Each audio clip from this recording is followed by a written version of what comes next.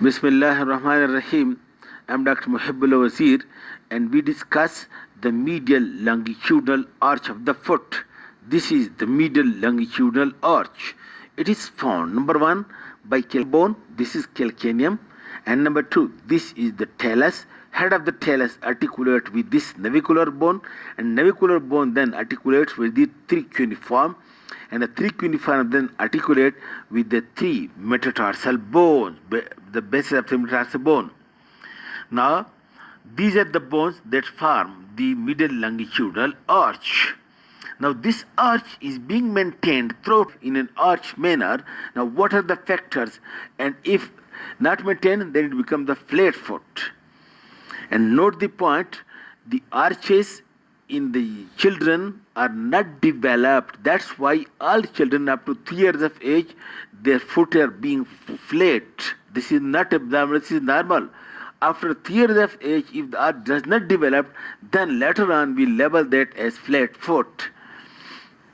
Okay, now what are the factors that maintain the arch? Number one, the bony factors. Note, the talus is being supported on the calcaneum, especially over the sustentaculum talli of the calcaneum.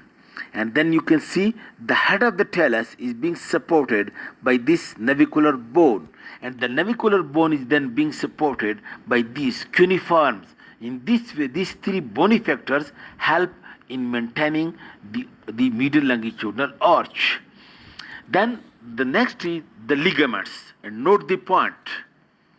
Note this, make it clear in your mind that all the ligaments and muscles that are being attached from the base of the calcaneum up to the head of the metatarsal or to the phalanges, and then want to keep the two pillars, that this pillar of the arch and this pillar that are nearer to one another, it will make them arch. That is, it will maintain the arch. So these ligaments and muscles we described. First point, note the point. The first most important is this plantar aponeurosis.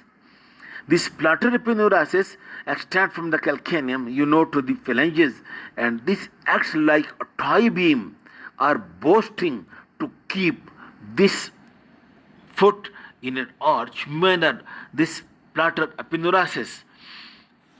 Then there are some ligaments. Look, this ligament, note the point. This long plantar ligament.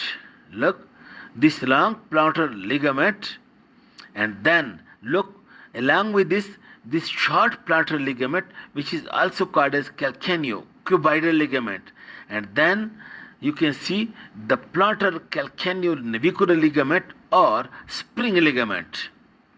In this way, spring ligament, long plantar ligament, short plantar ligament, and plantar aponeurosis, and also look, this medial ligament, this one, deltoid or medial ligament of the ankle joint. These are the ligamentous support, which you can see also extend from posterior to anterior, and in this way, other small intrinsic ligament of between these tarsal and metatarsal bones, it also help to not to allow the bone to be flat, but they keep it nearer close and help in maintenance of arch. But these 4 or 5 are the main ligaments. Then note that the body weight when fall on the foot, when you are standing and when you are landing on the ground, the foot support the whole body weight. Then these ligaments and bony factor alone are not able to support the body weight. That's why then the muscles come into play, which are more stronger than the ligaments, and they support the foot to remain in arch manner. And what are these muscles? Note, look, all these muscles which remains over here on the plantar surface and extending from the heel, which are they're the two pillars. The pillars, number one, the head of the metatarsals and the base of the calcaneum. These are the pillars. those muscles which are attached between these two pillars, these will help to maintain the arch. Now look, which are those muscles? Number one, you look, flexor hallucis longus muscle. And number two, this abductor hallucis brevis. And number three, the flexor digitorum longus medial two tendons, flexor digitorum longus. And in the same way, flexor digitorum brevis as well. These muscles, the flexor hallucis longus, abductor hallucis, medial two tendon of flexor digitorum longus, and flexor digitorum brevis as well. This helps to maintain the medial longitudinal arch. And in addition to that, note the muscles. Look, these two muscles. Look over here, please. These two muscles. This one, the tibialis anterior from this side, and tibialis posterior from this side.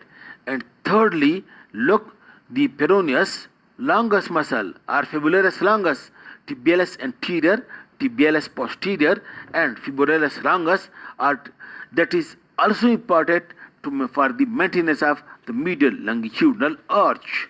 This way, the medial longitudinal arch is being maintained by the bones, by the ligaments, and by the muscles.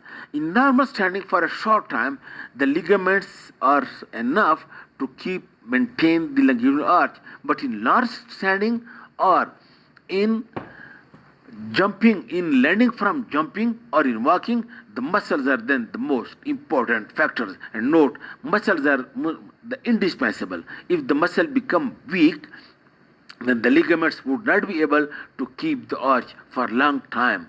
Okay, and one will become then flat-footed. Thank you very much.